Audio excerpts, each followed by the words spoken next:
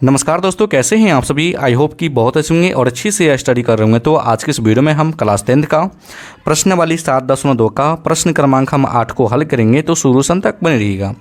यहाँ पे क्वेश्चन बोला कि यदि ए और बी क्रमशः का मतलब होता है लगातार -2, और 2, -4 हो तो बिंदु P के निर्देशांक ज्ञात कीजिए, ताकि AP बराबर 3/7 AB हो और P के रेखाखंड AB पर स्थित हो। ठीक ना।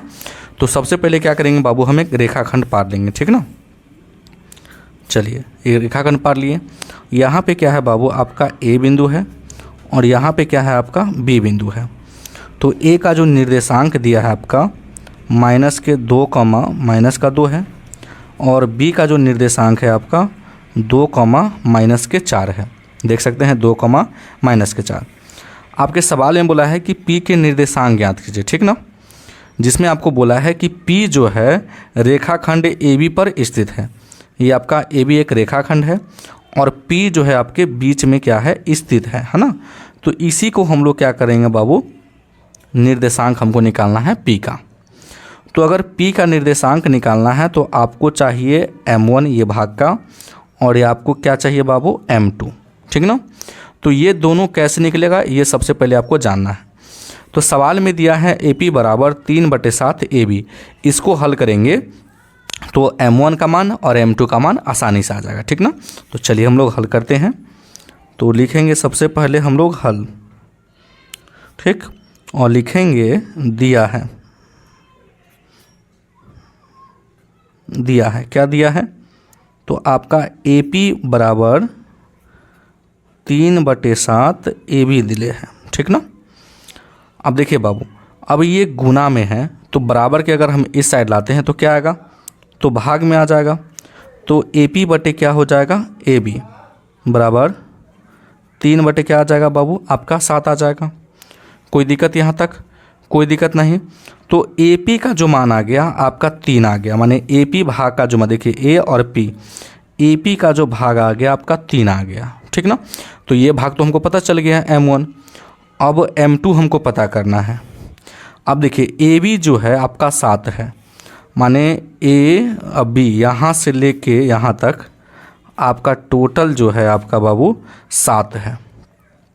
तो कहने का मतलब ये जो 3 निकला है तो 4 में से निकला होगा, सॉरी 7 में से निकला होगा। तो अगर हम 7 में से अगर 3 घटा दें, टोटल अगर 7 है तो 7 में से अगर हम 3 घट गया तो कितना बचा होगा, 7 बचा होगा, 4 बचा होगा ना। तो यहाँ पे हम लोग 4 रख देंगे, कोई दिक्कत। अब जोड़िएगा तो टोटल पूर जाएगा, 3 और 4 7 पूर गया कि नहीं पूर गया। तो M1 का मान 3 और M2 का मान 4। अब हम लिखेंगे कि P बिंदु के निर्देशांक हमको निकालना है, तो निकाल लेंगे। तो लिखेंगे चूँकि बिंदु P के निर्देशांक,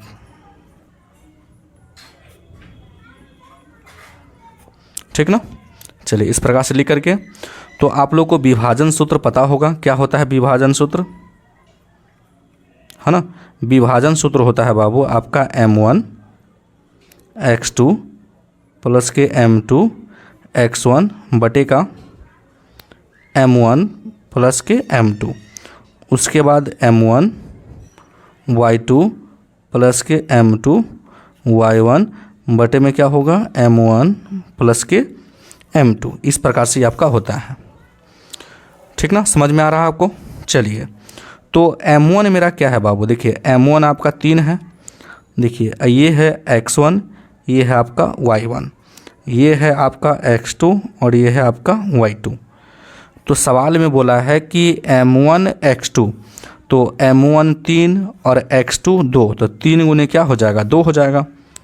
तो यहाँ पे लिखेंगे 3 गुने 2 प्लस M2 x1, M2 क्या है बाबू 4 और x1 क्या है -2, तो ये हो जाएगा 4 गुना -2 बटे में M1 प्लस के M2 है, तो 3 प्लस के क्या हो जाएगा, 4 हो जाएगा, कॉमा M1 y2, तो M1 आपका 3 है और y2 आपका -4 है, तो 3 गुना -4 प्लस M2 y1, M2 आपका क्या है बाबू 4 है और y1 -2 है, तो 4 गुना -2 बटे में m1 प्लस के m2, तो 3 प्लस के क्या हो जाएगा आपका 4 हो जाएगा।